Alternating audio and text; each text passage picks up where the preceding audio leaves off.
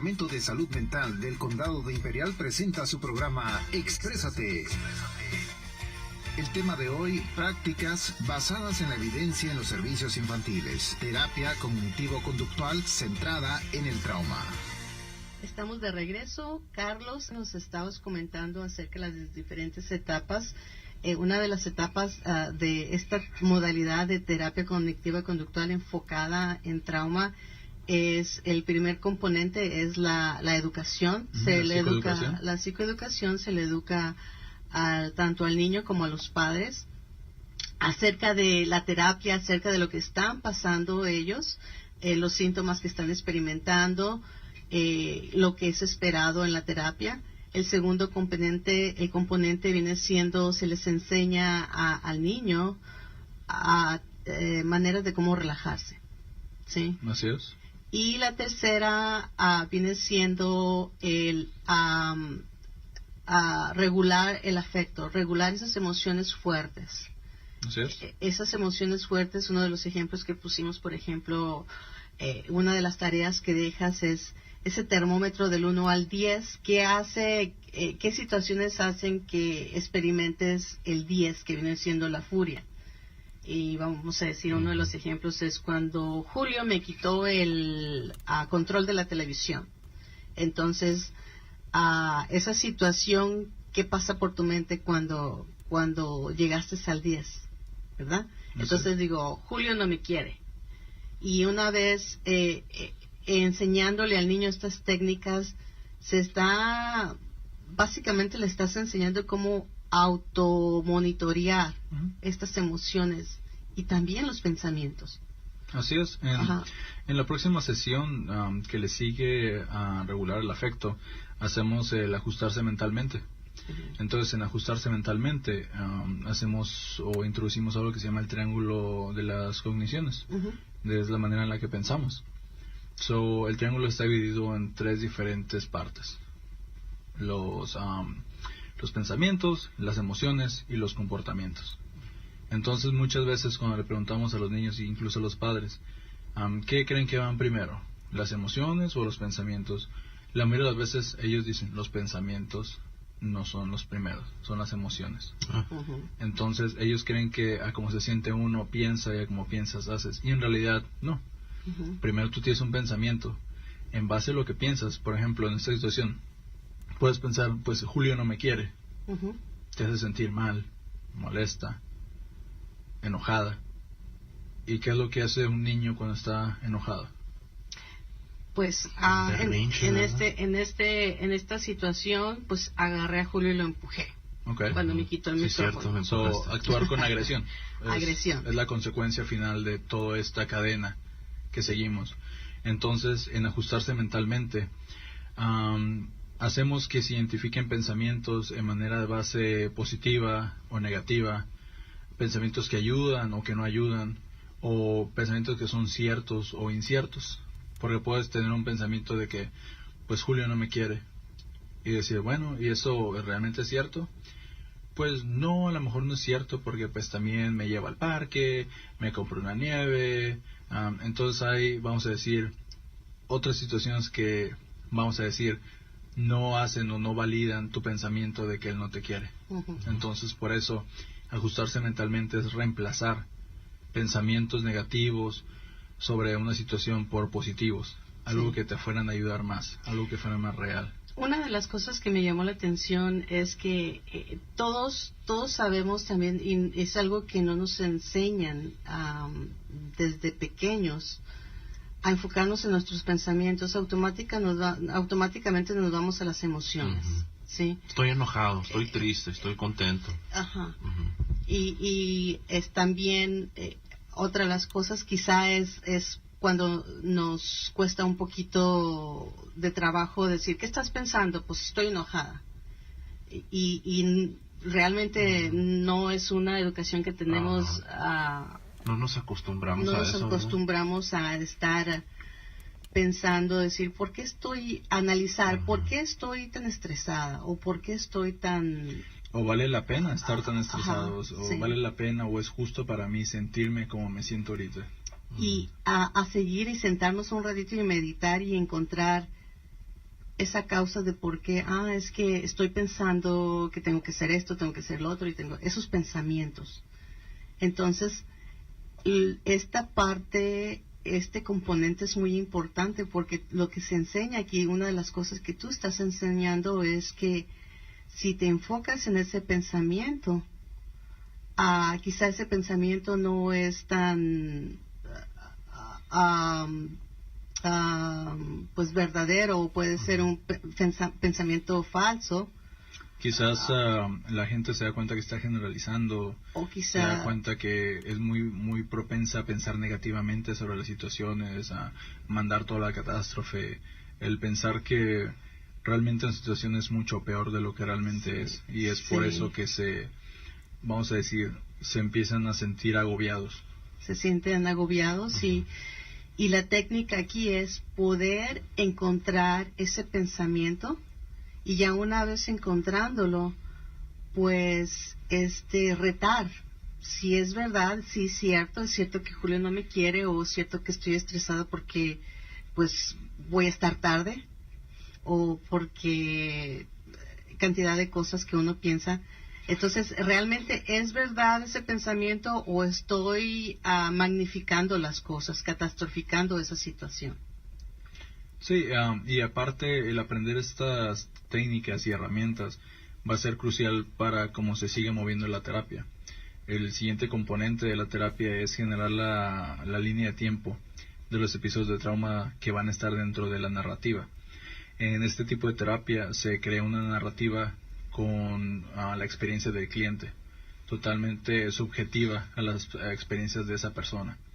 Entonces el niño construye esta narrativa en base a estos episodios de trauma, que se busca los episodios de más intensidad en su vida, ya sea haber sido abusados, violencia doméstica, el bullying, todo esto que sucede. Que ha tenido más impacto para ellos.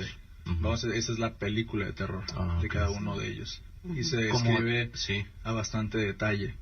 Y el detalle es lo que hace la exposición gradual. Y cuando se expone un niño a cómo se empieza a escribir sobre la narrativa, se empieza a identificar qué tipo de pensamientos el niño estaba teniendo durante esta situación. ¿Por qué escribirlos y no hablarlos? ¿Cuál es la diferencia? La diferencia es que el escribirlo ayuda más a la reflexión. El escribirlo nos da oportunidad de poder añadir más que cuando simplemente se habla. Y se pone un aspecto personal, porque se le dice, estás escribiendo tu historia sobre ti, desde tus propias palabras. Entonces invierten más en su historia que si fuera nada más hablar. Sí, y como que hay un tipo de, cuando tú lo hablas, cuando tú dices una cosa, como que lo tratas como de distancia. Ya una vez cuando lo estás escribiendo, es como que tienes más, lo haces tuyo. Sí, es muy poderoso el leer y el reflexionar sobre lo que tú mismo dijiste, o lo que tú mismo escribiste, sobre tu persona, sobre tus emociones, sobre tu experiencia. Entonces, cuando tú obtienes lo que se llaman las unidades subjetivas del estrés, que es cuando una persona está hablando sobre su historia y se le pregunta a la persona, y cuando sucedió esto, ¿cómo te sentiste? Me sentí muy mal, triste, y tienes la intensidad del 1 al 10, un 10, a cómo se empieza, vamos a decir, a recapitular, a ver esa película una y otra vez, porque la narrativa se repasa varias veces, empieza a bajar ese nivel de estrés, ese nivel de evasión, ese nivel de tristeza que una persona inicialmente reporta, puesto que empieza a perder, vamos a decir, fuerza el trauma. Entonces aquí, en este punto, cuando el niño está escribiendo la narrativa acerca del trauma y la estás procesando con el niño, es cuando se pone a práctica todas las cosas que les has enseñado. Así es cuando todo converge en un mismo punto. Sí. Ahí es donde las habilidades de ajustarse, el saber refrendar los pensamientos, el saber reprocesar, porque ya una vez que se tiene la narrativa, se reprocesa. Sí. Se buscan los pensamientos centrales, aquellas cosas que una persona construyó a partir de la experiencia del trauma. Entonces le preguntas al niño, ¿cómo te sientes? Y entonces ya el niño dice, pues me siento enojado. Vamos a decir que una persona fue expuesta, que una niña fue abusada sexualmente. Entonces empiezas a tratar de identificar los pensamientos centrales y que en su vida ella no se relaciona bien con otros niños, varones, con hombres alrededor, se siente insegura. Entonces un pensamiento central que se identifica quizás puede ser los hombres son peligrosos. Pues a mi experiencia, esto es lo que, como quien dice, lo que la vida me ha enseñado. Sí. Entonces cuando se llega a ese punto y se reprocesa, empiezas otra vez a retar. Y realmente esto que piensas es verdadero. O si hay hombres en tu vida que son buenas personas, que están ahí para apoyarte, que no todos son malos. Entonces llegas a procesar y agarras esos pensamientos absolúticos o negativos y empiezas a retarlos y después de entonces eso... el niño empieza a crear nuevos pensamientos centrales de, ¿sabes qué?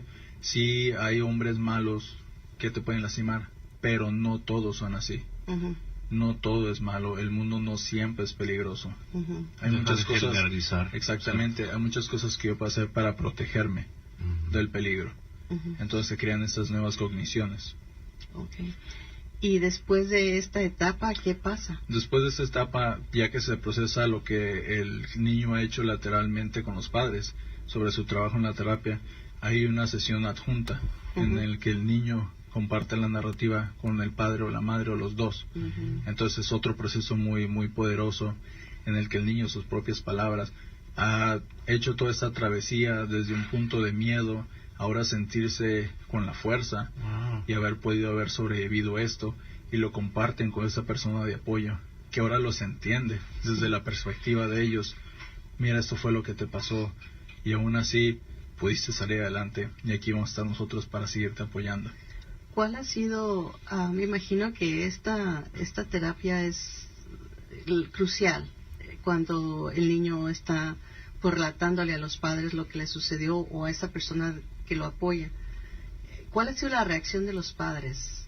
Porque como dijimos en el principio, esa reacción de que lloran y pues que se ponen tan mal así. Al principio, como es una experiencia nueva para los niños, siempre hay un nivel de alta ansiedad del compartir, vamos a decir, algo tan mío, tan personal, y con una persona tan cercana a mí, y que quizás esto que le voy a decir la puede hacer sentir mal. Pero llega el punto en el que la confianza, las herramientas y todo se está en lugar, que realmente cuando el niño empieza a hablar y decirle y los padres están listos, ahí está, vamos a decir, liberación. ¿Se preparan a los padres? Sí. Sí, por eso se procesa lateralmente, donde está el niño en la terapia a cada parte. Entonces los papás saben que están construyendo una narrativa y saben que va a haber un día en el que los niños van a compartir esta narrativa con ellos. Sí. Un peso de encima, me imagino. Y aparte los niños y los padres conectan en un nivel mucho más profundo, ya que eso está, vamos a decir, en el aire o expuesto. En tu experiencia, en esa terapia, cuando el niño pues ya lee esa narrativa del trauma, ¿cuáles son las reacciones de los padres? Muchas veces se dan cuenta que los niños son más fuertes de lo que ellos pensaban, que realmente no se iban a quebrar por la experiencia. Aprecian el que los niños les hayan compartido su historia. Ellos mismos se comprometen a veces en buscar la propia ayuda para los padres. Ellos a veces tienen ellos mismos problemas de salud mental que antes no los habían, vamos a decir, trabajado, porque estaban muy involucrados en que su niño o su niña se pusiera mejor. Entonces también crear el espacio para que ellos mismos acepten tratamiento o, como dice, generar una mejor relación, una mejor dinámica, en el que el entendimiento, la paciencia, la empatía, todo empieza a jugar un juego para ayudarle a que la familia se establezca. Sí, y salga adelante. Así es. ¿Algo más que quieras añadir? ¿Tienes alguna pregunta? Sí. Bueno, como ya había dicho en una ocasión anterior, y a muchos de mis papás y mamás que veo allá, les digo, sí es difícil Sí es una experiencia diferente, pero siempre está la ayuda disponible. O sea, siempre piensen que ahí está la esperanza, está la opción. Sí. Y si tienen alguna pregunta, por ejemplo, si quieren hacer una evaluación, ¿qué número tienen que marcar? El número del Departamento de Servicios de Salud del Condado del Valle Imperial es el 442-265-1525. Si encuentran una persona, ya sea su hijo, ustedes mismos en situación de crisis, tenemos un número a las 24 horas donde pueden llamar. Es el 1-800-817-5292. Ok, muchas gracias, Carlos. A nosotros nos queda más que despedirlos y agradecerte por el día de hoy, que hayas venido a compartir nosotros acerca de tus experiencias. ¿Alguna pregunta? No, gracias, Carlos, por hablarnos acerca de estas modalidades. Muchas gracias a todos ustedes. Ok, amigos, nos vemos la próxima semana.